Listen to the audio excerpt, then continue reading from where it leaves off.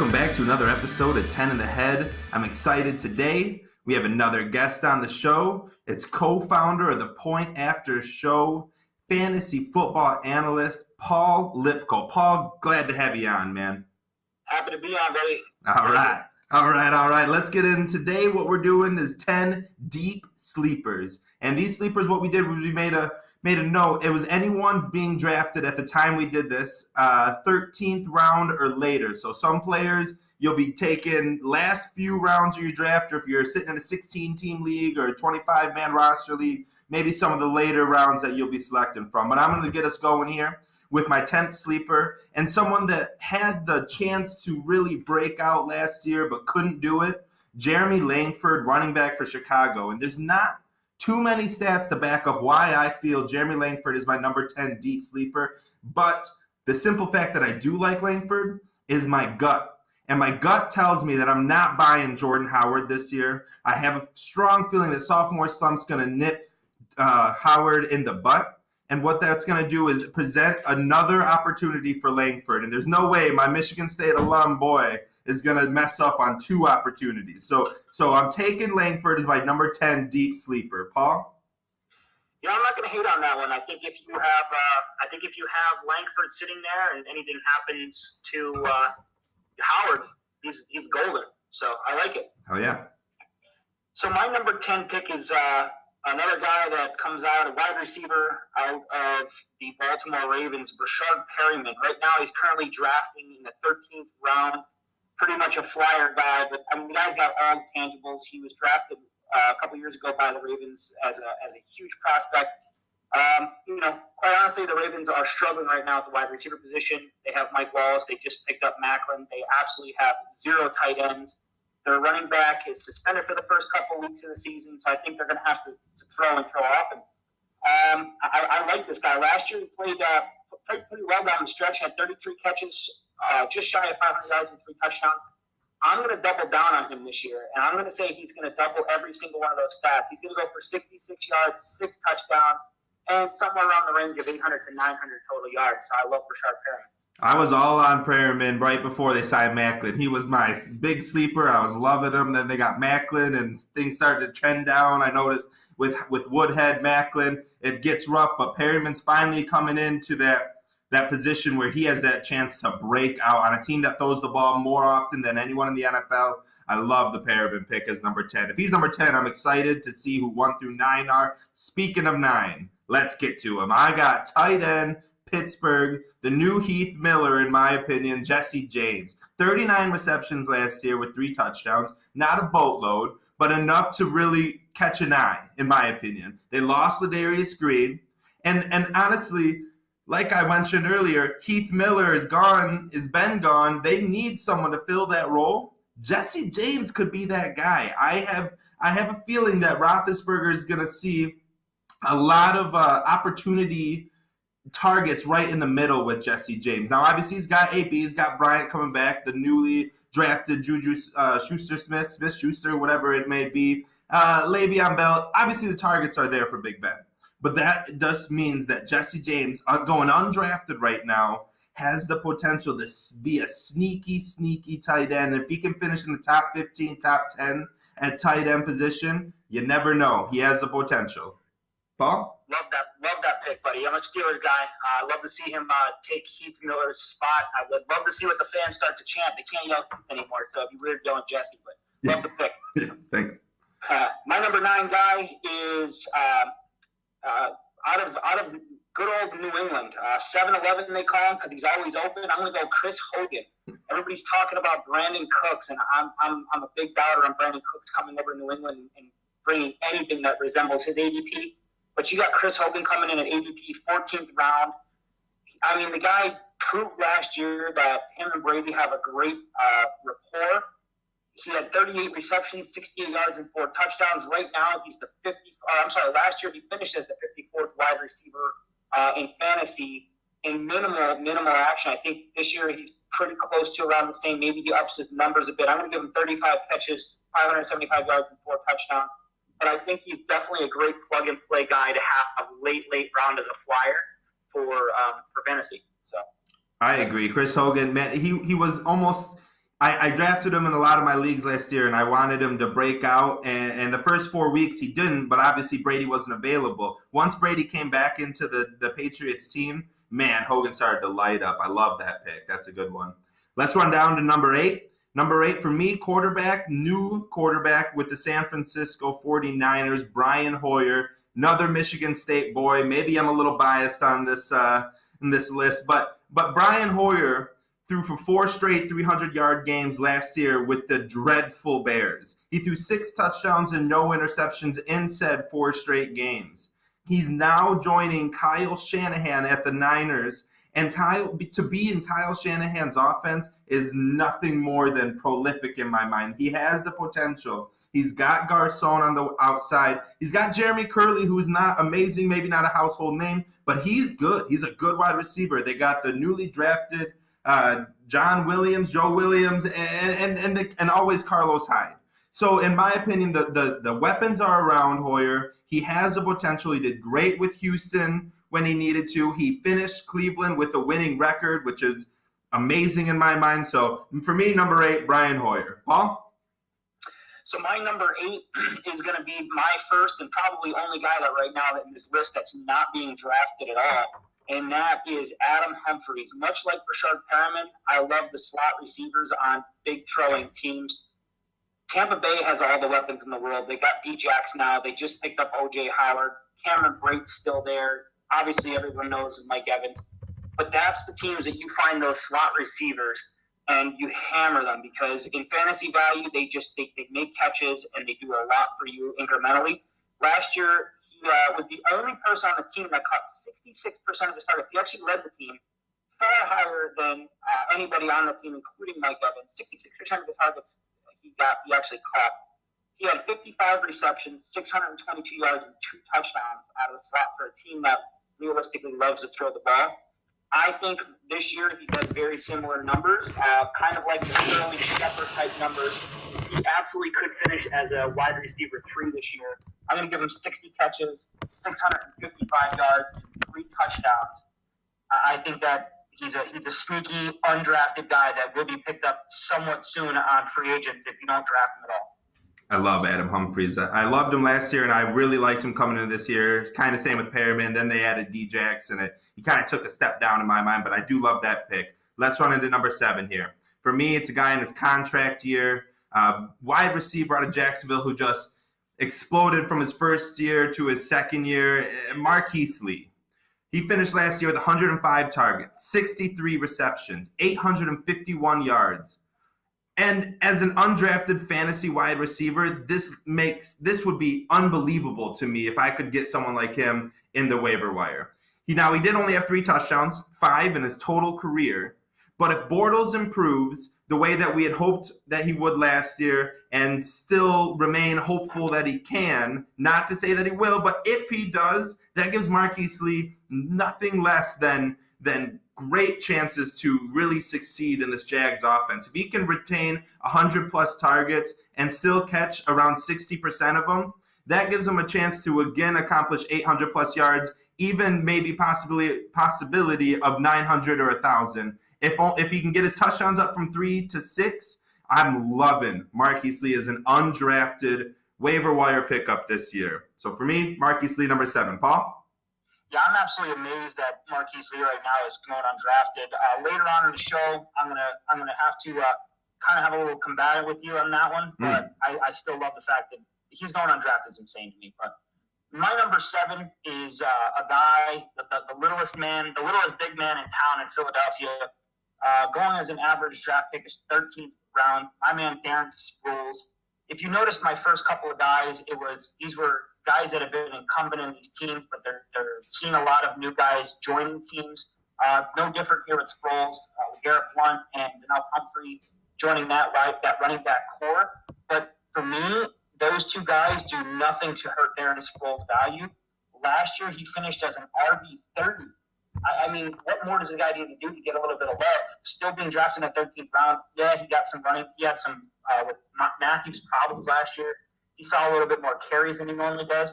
But the guy catches like top 10 running backs in the league. He had 52 catches last year, 427 yards and 2 touchdowns. again, another similar numbers. I expect him to have similar numbers, if not more. I think he actually might improve on those numbers a bit, simply because this team is built to pass. They have so many weapons. Darren Sproles playing that third down back is going to be a huge weapon for Wentz. I definitely could see him as a bye week or a flex week option in PPR, and for me to steal him in the 13th or 14th round, I'd love to have him. So that's my number 7, Darren Sproles. I love the Darren Sproles, especially now that PFF listed Philly as the top offensive line. That's only going to open up, or I guess not open up, but give more time for Wentz to find anyone. And a lot of times, he's looking down to the speedster, Darren Sproles. Great pick. Let's go to number 6. For me, it's a guy I was real high on last year as a rookie from Notre Dame. He obviously didn't produce as much as I wanted, but he stayed somewhat consistent, played in 16 games, Tyler Boyd. Now, I loved Tyler Boyd last year, and I was so high on him. And I had him out as the rookie of the year, the sleeper rookie of the year. Second round pick, I was thinking that he was going to be opposite of A.J. Green and seriously just be a huge threat.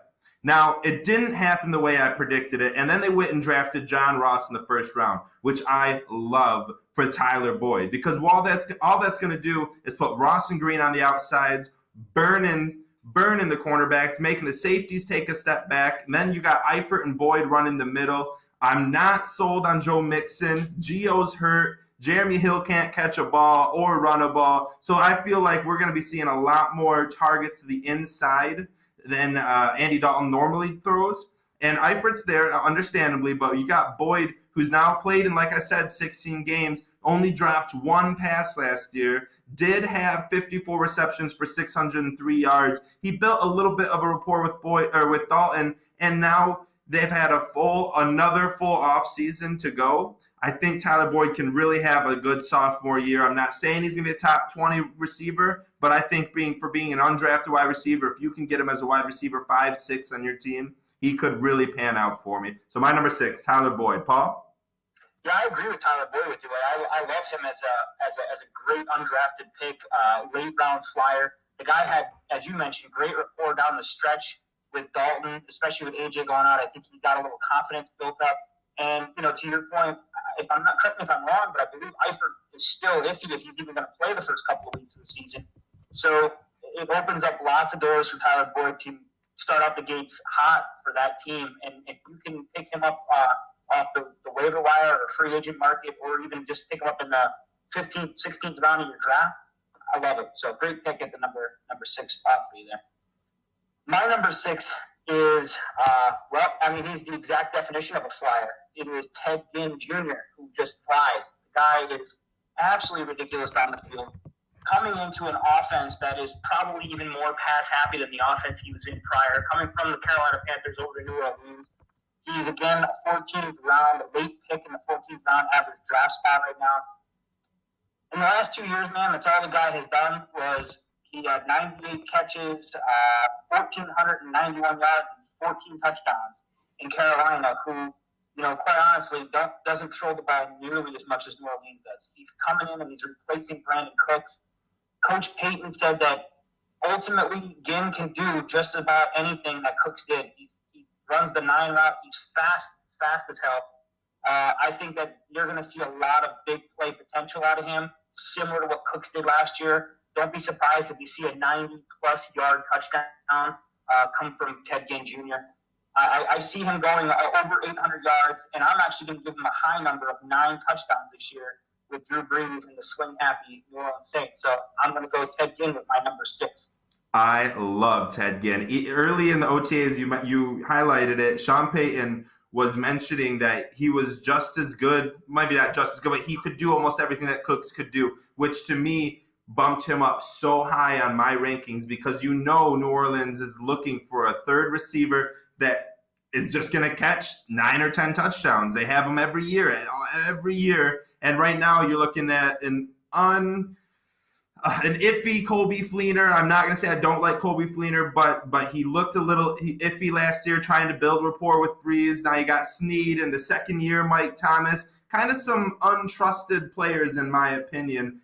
Ted Ginn is that veteran to come in and just be the man. I love that pick. Let's go halfway through right here. My number 5, one of the two of my 10 deep sleepers that actually are getting drafted in 12-team PPRs. This is my deep sleeper tight end, Atlanta, Austin Hooper. He only saw 27 targets last year, but he caught 19 of those 27 targets and scored 3 touchdowns. He can spread the field.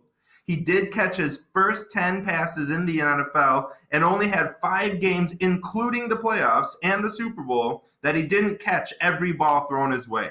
He also, speaking of Super Bowl, had 6 targets in the most watched, the biggest game of Matt Ryan's life. He targeted Austin Hooper 6 times, catching 3 of them for a touchdown in the Super Bowl. Just shows me that Matt Ryan has no problem getting the rock to Austin Hooper. Now, obviously, they had to build him up last year as a rookie, but now that he's in his sophomore year, watch out for Austin Hooper to make plays as a tight end, being drafted in the mid-14th round, and I have no problem getting him maybe as my only tight end to start the season to see what he can do. Playing the Bears week 1, I think he has a chance to really catch a lot of people's eye in that first week. 6 targets, 5 catches, 85 yards and a touchdown week 1. You heard it here. Austin Hooper, number 5. That's who I'm going for. Yeah, I love it. Your 2 tight ends that you have are absolutely the perfect streamer type tight ends. I'm a streamer guy. I stream my quarterback. I stream my tight end. I would take either one of those 2 guys, Jesse James or Austin Hooper, as my streamers, and I love them. So my number 5 is a guy that, quite honestly, fell from grace in 2000. Well, to most people in the world of real football, Blake Bortles from 2015 to 2016 fell apart. In fantasy world, wasn't so bad. He finished the number 9 quarterback in fantasy last year. His average draft pick right now is the 14th round. You're talking about a guy in the last 2 years of fantasy draft has finished the 4th quarterback and the 9th quarterback, and he's being drafted as the number 14 round quarterback. And to me, that seems crazy. And here's why. Because he is the garbage time quarterback that nobody wants to have on their team. My favorite in fantasy. My favorite. Right. I mean, you got his mechanics, apparently, according to Tom Coughlin, have gotten much better. He's healthy, which is a huge. He was battling multiple injuries last year. Guys were all over the team were hurt last year. He's a quality quarterback that could really get the job done. And for the 14th round, I really like him. There's only a couple quarterbacks that are being drafted in that same round that I like as much, if not better. I'll talk about those guys later, and so will you. But I'm going to put him at about 4,400 yards. I'm going to give this guy 34 touchdowns and 14 picks this year. My stats on him, I think he's going to be good with the healthy Hearns, Marquise Lee. You got Fournette finally back, a running back that can actually keep the safeties honest. And obviously you have AR-15. So I love Bortles this year. I love Bortles. I love him. He was so primed to be phenomenal last year, but it just didn't work out. But like you said, he still finished number 9 in fantasy quarterbacks, and a lot of people just take the actual NFL into their thought process. But really, you got to think garbage time is a beautiful thing for not only quarterbacks but wide receivers as well. But that's a great pick. Let's go to number 4 here. Joe Flacco for me, another quarterback. We're keeping on the quarterback train. Baltimore, the only other guy I have being drafted in 12-team PPRs, and he's going in the late 14th round as Bortles. So there's a little debate between the two. Go with whoever you'd like, but I'm saying Flacco here has an improved receiving corps with Macklin and Danny Woodhead. Both of those guys are going to, in my mind, take over for what Forsett, what Steve Smith, what Pitta was doing last year and improve it. Danny Woodhead gets him those lazy quarterback points. I've mentioned this on 10 and a half many times. Those are some of my favorite points for a quarterback, when you can dump a screen off to your running back and let him get 40 or 50 yards. And Woodhead can catch damn near everything. Now, Flacco also has an offense coordinator that loves to throw the ball. As a Lions fan, we all know that from with Marty Morningwig. Flacco has finished and is a top 20 quarterback 8 of his 9 seasons. Last year being his only season he didn't, finishing at 21. and he threw the ball 652 times. Unfortunately, he didn't have the weapons that could really improve his stats, in my opinion. Only 20 touchdowns, 15 interceptions. I'm expecting the touchdowns to go way up. Interceptions probably to stay the same, 15, maybe even go up a little more. But the yards at 42, I believe, last year, 4,200 to stay around there. So I'm expecting around 4,300 yards, 30 touchdowns, hopefully, 15-ish interceptions. I'm fine with that. As a quarterback, if I have Ben Roethlisberger, we'll say, as my quarterback, and I know on his away games he's not going to be able to put up the stats that I want, I'll take Flacco as a backup quarterback and let him see how he does. Or like you said, if we're streaming quarterbacks, if Flacco's playing Cleveland twice in a year, you can bet your bottom dollar I'll be playing Flacco those 2 games. So Flacco, number 4 for me. Paul, go ahead.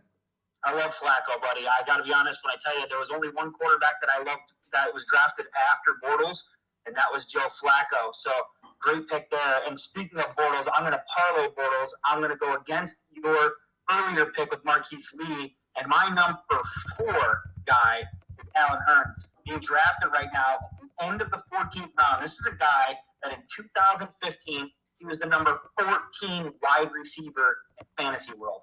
Last year, fell apart. Injury plague all year long. Marquise Lee started making a little bit of a name for himself. Bortles just played terrible throughout the year. Dropped him all the way down to the wide receiver 75, which that is a bad thing for him. Great thing for fantasy owners to realize that they can hop on Allen Hurns in the 14th, 15th round as a late flyer and get a guy that has upside of a top 20 wide receiver. He's done it before. He's proven to do it. This guy can put up Crowder-type numbers this year, in my opinion. He can put up the same type of numbers as Jamison Crowder at a bargain. 14th, late 14th, almost a 15th round. I can't fathom how this guy is still sitting in the late 14th round. My projection for him is 70 catches, 1,100 yards, and 8 touchdowns. I think he gets back to I think he's a wide receiver. I think he can easily be a wide receiver 3 with an upside of a wide receiver 2.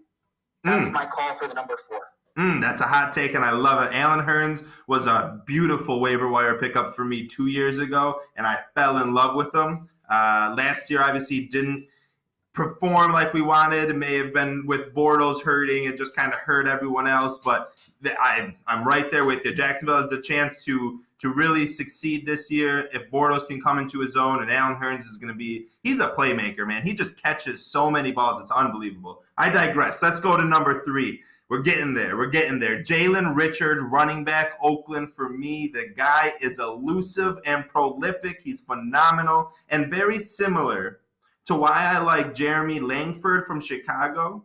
Is I don't have any faith in Marshawn Lynch to stay healthy this year. Why we're expecting a guy who was hurt 2 years ago, retired last year, and now coming back into a very hard-nosed NFL to really play 16 games is just crazy to me. I don't think that's going to happen in any way. I'm not going to base Richard's number 3 deep sleeper prediction on stats, though he did have 83 carries with 491 yards, which is 5.9 yards per attempt. Phenomenal.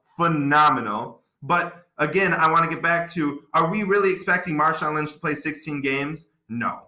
Oakland has the number 1 offensive, one of the top offensive lines for rushing teams. In my opinion, number 1, but that's a little biased. We won't get there. PFF doesn't say so, so I won't say so. But if Lynch goes down at all, it's not going to be DeAndre Washington coming in. It looks like it's going to be Jalen Richard who's going to take the rock and explode with home run after home run. I'm saying this is a guy that you want to stash, running back 5, running back 6. If you have a good enough team where you can keep this guy on your team for 3 or 4 weeks, watch out for Lynch to go down in the early weeks and Richard to really be a beast. So for me, number 3, Jalen Richard. Paul, go ahead. I couldn't agree more with you, but like I said, when I saw what ADP Marshawn Lynch was going, first thing in my head was way overdrafted right now, and you better be ready to handcuff him because he's probably going as an RB1 on most teams. You better be ready when he doesn't make it 16 games to have something there. Great pick there, bud. So my number 3 pick is the number 1 quarterback that I would go. I'm headhunting this guy and with the ADP of a 13.10, so the 10th pick in the 13th round right now, Carson Palmer is my number one sleeper quarterback of the year. This guy was number 16 quarterback last year on probably one of his worst seasons.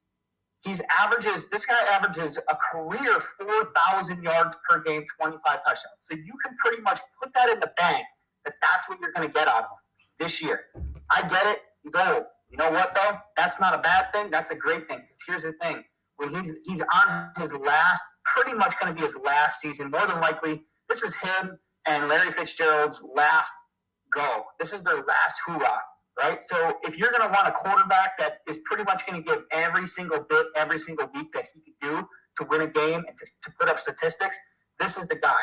They have a running back that is probably elite, but he's elite because of how much he catches the ball out of the backfield, in addition to how well he runs. So for me, I'm loving this guy. My projections on him: 4,400 yards, 34 touchdowns, 12 interceptions. I definitely see him ending up a QB1 in 2017. Carson Palmer, my number 3. I love Carson Palmer. I already wrote an article not too long ago highlighting my favorite sleeper quarterbacks from every division. Palmer led the way of all 8 divisions. I love John Smokey Brown. He's my number 3 sleeper in my last episode I did with Aaron May. David Johnson gets some lazy points like I just mentioned with Flacco. I love Carson Palmer. Maybe because he got me to a championship 2 years ago. Maybe not. Maybe I just like him. Let's go Birds. Let's go Palmer. Let's go down to number 2. We're almost there. For me, number 2, rookie. And I am never big on rookies. I do not like my rookies in any way, shape, or form. However, this guy has been showing promise with almost every passing day in the OTAs. He's had mentions every single day of how good his hands are, which is exactly what Matt Stafford wants to see. That's right, I'm talking about Kenny Golladay, wide receiver, Detroit Lions. This guy has been phenomenal. In college, he showed unbelievable hands, and there's not a lot to base off of previous years, obviously with Golladay being a rookie, except now that the Lions are needing someone to step up in the middle of the field. And we all know it's not going to be Eric Ebron because he's horrible. So give me Kenny Golladay to take over Bolden's spot. A lot of targets. Give me 8 touchdowns for him, taking over a lot of what Bolden did. I know Marvin Jones is there. He's healthy. I've liked him. He was one of my top sleepers in my last episode as well. But I'm not shying away from Kenny Golladay. And if you can get him undrafted, I have a strong feeling that this guy comes out of the gates hot, finishes hot, and stays hot through the midseason. So get Kenny Golladay if you have the opportunity, especially if you're looking in dynasty leagues. And if you're surpassing Golladay as one of the top picks, then you're doing yourself no favors. Kenny Golladay, Detroit Lions, number 2. Paul? Love the guy. Love it. So I'm going to give you my number 2 here, and is my only tight end on this list, and is the tight end that I feel like every single person is not talking about and overlooking and assume that he is not getting the job. He's coming in out of Tampa Bay, another Tampa Bay guy. Again, I talked about this earlier. It's a pass-happy offense. They just got O.J. Howard, and everybody has written off Cameron Brate. Cameron Brate is my number 2, 14th round, 7th pick ADP right now. Basically, you're getting a number 1 tight end in the league in the 14th round. The guy last year had 57 catches, 660 yards, and 8 touchdowns. Finished the season as number 6 tight end. I don't understand why everybody's writing him off. O.J. Howard has done nothing in this league yet. If you look at his college statistics, the guy didn't really have anything. He caught 114 passes and 7 touchdowns his entire college career. Why does anybody think that this guy's going to come in and just take over the NFL? It's crazy to me. I guess because where he went to college. But Cameron Brate is the guy there. He and Jameis Winston have a great rapport. They love each other. He knows the offense. I see actually a slight bump in his numbers from last year. I'm going to give him 60 catches this year, 750 yards, and 8 touchdowns again. I'm going to put him in as a tight end, top 5 tight end this year. Cameron Brate, my number 2 guy. Go out and get him. Cameron Brate, number 2. You heard it there. Paul Lipko. We're down to our number 1, and I cannot wait. I wrote an article highlighting this guy as he's entering his 3rd year, which as a wide receiver is always the most phenomenal year. Chris Conley, Kansas City Chiefs. Now, the most experienced wide receiver on the Chiefs team. That's right. 3rd year, most experienced receiver on the Chiefs team. He has just the chances. He has all the chances to get the volume. He hasn't been phenomenal leading into his 3rd year. He's dropped a lot of balls. He hasn't scored a lot of touchdowns. He's been all right. But that's not going to get me to shy away from Chris Conley, because in fantasy football, it's not about what you have done. It's about what you're going to do. Now, it's hard enough to predict the football world. However, there are stats that can really highlight someone's year to really break out. 3rd year as a wide receiver being one of those. Losing the number 1 wide receiver on a team and having someone who was very good for 5 or 6 weeks, Tyreek Hill, be the new number 1 and now have to face double coverage many, many times, just kind of leaves me to think that Chris Conley could be a real sneaky wide receiver 2 on the Chiefs and a real sneaky wide receiver 3 on your fantasy team. So don't shy away from him because he doesn't have all the stellar numbers or hasn't caught your eye. Look at Chris Conley. Look at the things that they are showing. Kansas City is a quarterback that seems to be getting run out of town. So he's going to prove a lot this year, making his wide receivers great. And it all starts with Chris Conley. My number 1 deep sleeper for 2017, Chris Conley. Paul, go ahead. Love the pick, buddy. I just had a guy on Twitter a couple days ago send me a question about Chris Conley. What do I think? I said the exact same thing. Love this guy. I think that if you can get him, you're gonna like the fact that you got him. So great pick there. But my number 1, very, very similar to a guy like a Chris Conley. But my number 1's Robert Woods, a wide receiver that not enough people are giving credit to, not enough people are talking about. He's going right now, the last pick in the 13th round, average draft. He finished last year in Buffalo as the number 73 fantasy wide receiver.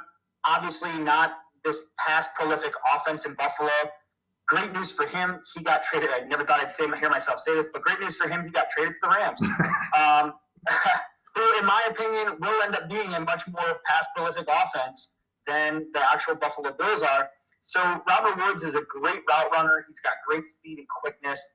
I expect Woods to be the leading target getter in the Rams. They lost Kenny Britt this year, who last year led the team with 111 targets, 1,000 yards, and 5 touchdowns. Those numbers have to go somewhere. People, feel that, well, they still got Tavon Austin. If Tavon Austin's not that guy, he's not a number 1 wide receiver. Robert Woods is a number 1 wide receiver in a team that more than likely will be down every single game and have to pass the ball. So I think that Robert Woods ends up having a really, really good season, pretty close to 75 catches, a little over 1,000 yards, and 6 touchdowns. I think that he absolutely sees those 111 targets coming out of the Rams organization. And to get him in the 13th round or not to be drafted, a lot of leagues he's not even drafted at all, he will probably be the very first free agent or waiver wire pickup in week 1. Robert Woods, my number 1. You heard it. I love it. There's our top 10 deep sleepers of 2017. Thank you again, Paul, for being on the show. If people are interested in listening to you and following you on Twitter, where would they find you? Yeah, absolutely. I appreciate it. So we are the Point After Show. You can follow the show on Twitter at Point After Show. You can find me on Twitter at the FF Advantage. You can go to iTunes. You can go to SoundCloud to hear our podcast, The Point After Show. It's a great fantasy football podcast. I really appreciate you having us on. We love you guys. We love everything you do personally with the VCast. And feel free to have me back on, and we'd love to have you on our show. Hey, I appreciate that. I'd love to have you back on, especially at the end of the year. We'll go over our 10 deep sleepers and see where they finished at the end of the year. If you're trying to follow 10 in the Head, go to YouTube, subscribe, go to facebook.com/10inthehead, or as always, follow me on Twitter at NickFaber1229. It's been a great show. Love to have Paul Lipko on. Love to have him back. And, thanks for listening, guys. Always appreciate you.